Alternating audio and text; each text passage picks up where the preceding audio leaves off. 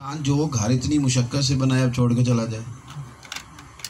ہم لوگ صحابہ نے پتہ کیا کیا تھا؟ کچے مکان. کوئی ایسی دنیا داری جمع کرنا منع نہیں، حرام نہیں، اس میں الجھ جانا منع ہے. اور اس میں الجھ کر اللہ رسول کو بھول جانا، غافل ہو جانا، اس پر بات کر رہا ہوں. جب بہت زیادہ بندہ الجھ جاتا ہے نا، وہ ترجیح ہے، مطلب ہر وقت الجھا ہوا ہے. کوئی گاڑی پاس سے گزری ہے تو پوچھنا شروع کر دیا یہ کتنے کی آج کل.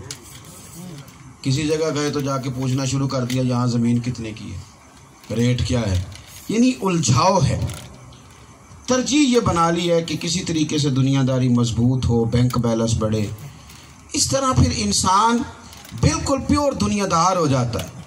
پھر اس کے لیے وقت نکالنا مشکل ہوتا ہے 10 منٹ مصلے پہ. پھر اس کے لیے ایک سپارہ پڑھنا روز آسان نہیں رہتا. پھر وہ گپیں آپ کہیں تو 15 منٹ لگائے گا، 20 منٹ، آدھا گھنٹہ لگائے گا، اور تسبیح کا وقت آئے گا تو اسے نیند آنے لگے گی، کام یاد آئے گا. تو ترجیح آپ جب یہ بنائیں گے پھر لگ جائے گا. حضرت شاہ فرید الدین عطار رحمۃ اللہ علیہ صاحب تذکرۃ الاولیاء، یہ عطار تھے. توبہ کرنے سے پہلے نا عطر کی دکان تھی. عطر کا کاروبار بڑا مہنگا ہے، عرب شریف میں آج بھی بڑا مہنگا ہے. اللہ تعالی ہم سب کو مسجد نبوی شریف کی زیارت نصیب کرے. مسجد شریف کے اندر سونے والی دکان ہوگی، اور سونے والی دکان کے ساتھ خوشبو والی دکان ہوگی.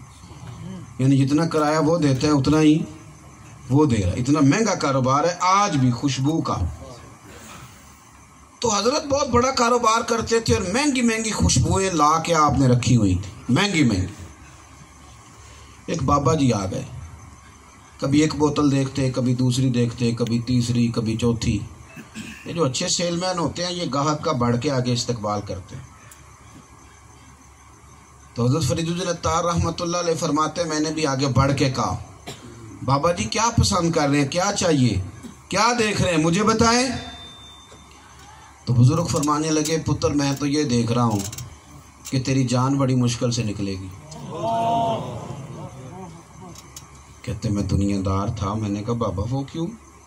کہنے لگے اتنا مال جمع کیا اور اتنی مہنگی مہنگی چیزیں رکھی ہوئی، مرنے لگے گا کبھی یہ یاد آئے گی، کبھی یہ یاد آئے گی. یعنی کبھی HBL والا اکاؤنٹ یاد آئے گا، کبھی مسلم کمرشل والا، کبھی پڑوس والا پلاٹ. کو مرنے دیں گی یہ چیزیں؟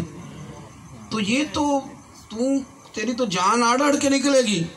کہتے ہیں میں دنیا دار تھا. دنیا دار کو نصیحت کریں تو غصہ کرتا ہے. مزاج ہوتا ہے نا، ایک وقت ہوتا ہے جوانی کا، مال کا. کوئی بندہ نصیحت کرے ایک خاص وقت ہوتا ہے جب اچھی نہیں لگتی، پھر ایک وقت آتا ہے بڑی اچھی لگتی. تو کہتے ہیں میرے پہ وقت تھا، دنیا داری تھی، بابا جی نے نصیحت کی تو مجھے غصہ آیا. میں نے کہا اچھا جی میری جان مشکل سے نکلے گی تو آپ کی کس طرح نکلے گی؟ کہنے لگے پتر ادھر آ. میں قریب گیا، وہ میری دکان کے فرش پہ لیٹے، کلمہ پڑا، روح پرواز کر گیا. وارث شاہ نہیں مردے جنہ کیتیاں نیک کمائیاں. اور اقبال کہنے لگے موت کو سمجھے ہیں غافل اختتام زندگی، یہ ہے شام زندگی صبح دوام زندگی. روح پرواز کر گئی. کہنے لگے ہم تو اس طرح جائیں گے. عزیز حضور صلی اللہ علیہ وسلم نے فرمایا تھا عبد الرحمن ابن عوف پکے جنتی ہیں، پکے عشرہ مبشرہ میں سے ہیں. لیکن آپ پڑھیے شارحین کو، احادیث کو، یہ جنت میں آخر میں جائیں گے سب سے. کیوں؟ اتنا مال ہے اتنا حساب بھی تو دے کے جانا ہے. تو اتنا زیادہ جب الجھ جاتا ہے بندہ دنیا داری میں پھر اس کے لیے مشکل ہوتا ہے. ایک بات آخر میں اور سنیں، اپنے مالک کے ساتھ دعا کا رشتہ ضرور مضبوط کریں. ہمارے ڈاکٹر اور حکیم ہمیں کہتے ہیں کہ جناب آپ کے اندر کچھ ٹینشنیں تو آپ ساری نکال دیں، کسی سے بات کر لیں، ذہن جو ہے فریش کر لیں، آپ دکھ بتا دیں تو آپ مطمئن ہو جائیں گے، دوائیاں کم ہو جائیں گی. تو مسئلہ یہ ہے کہ کچھ دکھ بڑے ذاتی قسم کے ہوتے ہیں، بندہ کسی کو بتا ہی نہیں سکتا. کچھ من کے روگ ایسے ہوتے ہیں کہ وہ بندہ کسی سے کیسے کہے. ہمارے دین نے ہمیں دعا بتائی ہے، جو کسی سے نہیں نہ کہہ سکتے وہ رب سے کہہ دو، کھول کے کہہ دو، اس کے حضور رو دو، کہہ دو، بیٹھ جاؤ اس کی بارگاہ. تھوڑا سا نا دعا کا رشتہ مضبوط کریں. دعا مومن کا ہتھیار ہے. ہم نہ دنیا داروں کو، سیٹھوں کو، نوابوں کو، رشتہ داروں کو دکھ بتاتے ہیں، وہ کیا کر لیں گے؟ کچھ بھی نہیں۔ کئی دفعہ رسوائی ہوتی ہے، آپ راز دے کے اپنے آپ کو پریشان کر بیٹھیں۔ اگر اپنے رب کی بارگاہ میں دعا کی جائے اور تھوڑا سا بیٹھا جائے مصلی پہ اور اللہ کو یاد کیا جائے، اس سے مانگا جائے، حضور فرماتے ہیں جو رب سے نہیں مانگتا اس سے ناراض ہوتا ہے، اور جو زیادہ مانگے اس سے راضی ہوتا ہے۔ اللہ سے مانگیں اور خوب مانگیں، اس کے محبوب کا وسیلہ دیں اور خوب مانگیں، اپنے مالک کی بارگاہ میں کشکول طلب دراز کر دیں اور طلب کریں، اپنے لیے بھی، امت کے لیے بھی، ایک دوسرے کے لیے۔ صلاح الدین ایوبی بیت المقدس میں تھے تو رات کو رو رہے تھے، دعائیں مانگ رہے تھے۔ ایک بزرگ سے ملاقات ہوئی تو انہوں نے کہا کیوں روتے ہو؟ کہنے لگے حضرت مسلمانوں کے پاس پہلے ہی اسلحہ کم ہے، اب پتہ چلا ہے کہ ایک بحری بیڑا پورا عیسائیوں کا اسلحے سے بھرا ہوا آ رہا ہے، تو مزید آ کے شامل ہو گیا تو مسلمان کمزور پڑیں گے، اتنا اسلحہ آ رہا ہے، اور میں رو رو کے دعائیں مانگ رہا ہوں، اللہ ہماری مدد کرے۔ ہم سیاست سیدھی کرتے ہیں، اللہ کی مدد کو آواز نہیں دیتے۔ تو اکبر الآبادی نے کہا تھا کہ مصیبت میں بھی اب یاد خدا ہم کو نہیں آتی، دعا منہ سے نہ نکلی، جیبوں سے عرضیاں نکلی۔ ہم اپلیکیشنیں لکھتے ہیں دفتروں میں، دعائیں نہیں مانگتے، رو رہے ہیں، تڑپ رہے ہیں۔ صبح انہی بزرگوں سے ملاقات ہوئی تو صلاح الدین ہنس رہے تھے۔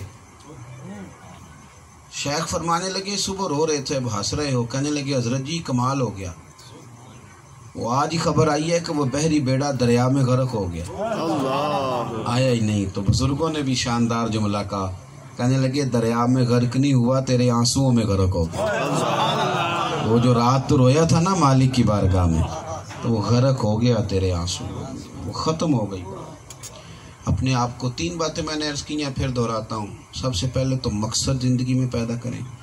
آپ کا اگر کوئی مقصود ہے نا تو پھر کئی دفعہ گھوڑا دوڑتا ہے تو کوئی تھوڑے بہت اس کے پیروں میں جھاڑیاں لگتی ہیں، دوڑتا رہے اتر بھی جاتی ہیں، پھر آپ چلتے رہیں گے، پھر سمجھ آئے گی کہ کچھ مقصود ہے، اور مقصد کوئی اعلیٰ ہونا چاہیے، اعلیٰ۔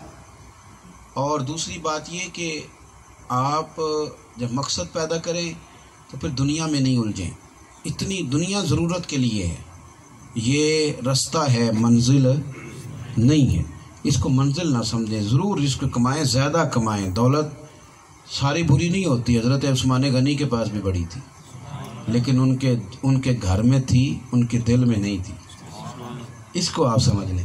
اور تیسری بات یہ کہ دعا کا رشتہ ضرور مضبوط کریں۔ آج جس بہن کے لیے ہم سمجھ جمع ہوئے ہیں، اللہ ان کی بھی کامل مغفرت فرمائے۔ اور یہ دعا جب آپ جانے والوں کے لیے کرتے ہیں تو پتہ کتنی قیمتی ہے۔